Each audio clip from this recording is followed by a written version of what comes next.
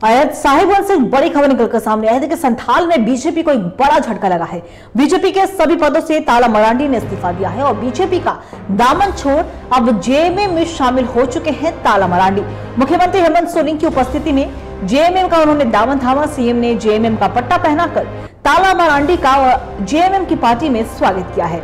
वहीं बता दें आपको कि ताला मरांडी वही है जो कि बीजेपी के पूर्व प्रदेश अध्यक्ष भी रह चुके हैं।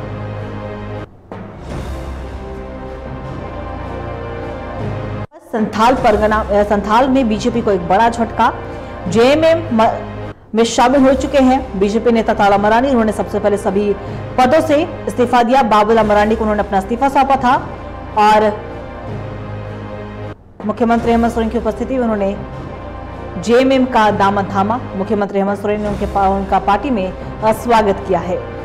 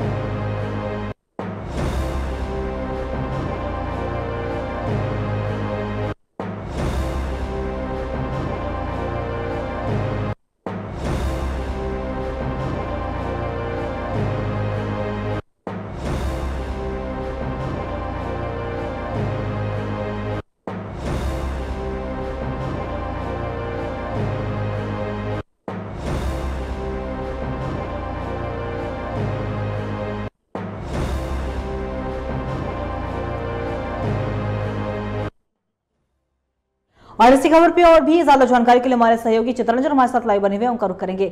चित्रंजन, देखिए बीजेपी के ताला मरांडी अब जेएमएम के कहलाएंगे और मुख्यमंत्री हेमंत सोरेन की मौजूदगी में उन्होंने जेएमएम का दामन थाम लिया है। और संथाल की जब बात हो रही है तो संथाल में ऐसे पहले भी विधानसभा चुनाव में बीजेपी को बड़ा झटका लगा और अब कहीं ना कहीं जब एक बड़ा नेता जब पार्टी को छोड़ रहा है तो जाहिर सी बात है बीजेपी के लिए बड़ा झटका है। किस तरीके से बीजेपी ताला मरांडी के रूप में जो एक बड़ी लॉस हुई है, कैसे देखने वाली है बीजेपी इसे?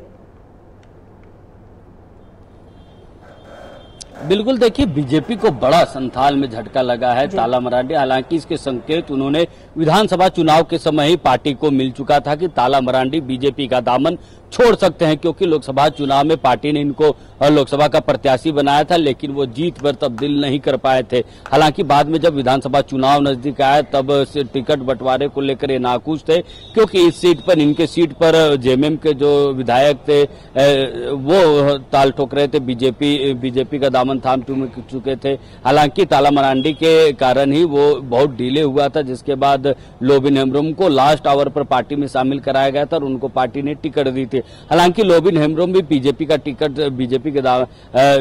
पर चुनाव लड़े और सीट बीजेपी को गंवानी पड़ी। तो ऐसे में जब से लोबिन हेम्ब्रोम को टिकट मिला था, लोबिन हेम्ब्रोम की नजदीकियां बीजेपी से बढ़ रही थी, तब से लगातार ताला मरांडी पार्टी से नाराज चल रहे थे। देखिए एक वक्त ऐसा था बीजेपी की पूरी बागडोर, झारखंड बीजेपी की पूरी बागडोर ताला मरांडी के ऊपर थी। ताला मरांडी झारखंड बीजेपी की दशा और दिशा तय करते थे। बीजेपी ने बड़ा भरोसा जताते हुए इनको बीजेपी के सबसे संगठन पर झारखंड का सबसे बड़े पद प्रदेश अध्यक्ष की जिम्मेवारी दी थी। लेकिन देखिए सियासी में कुछ भी चीजें स्थिर नहीं होती, कुछ भी फुल स्टॉप कभी झारखंड की राजनीति ही नहीं देश की राजनीति में फुल स्टॉप लगाना नहीं लगता है। ऐसे में ताला मरांडी ने एक बार फिर से अपना जो दल है वो बदला है और झारखंड मुक्ति मोर्चा का दामन थामा है। देखिए सुबह का वक्त होगा जब 8:30 के आसपास जब मुख्यमंत्री यहां से रांची से संथाल दौरे के लिए निकल रहे थे, एयरपोर्ट जा रहे थे, क्योंकि संथाल में उनका कार्यक्रम होना था। और देखिए उस मंच से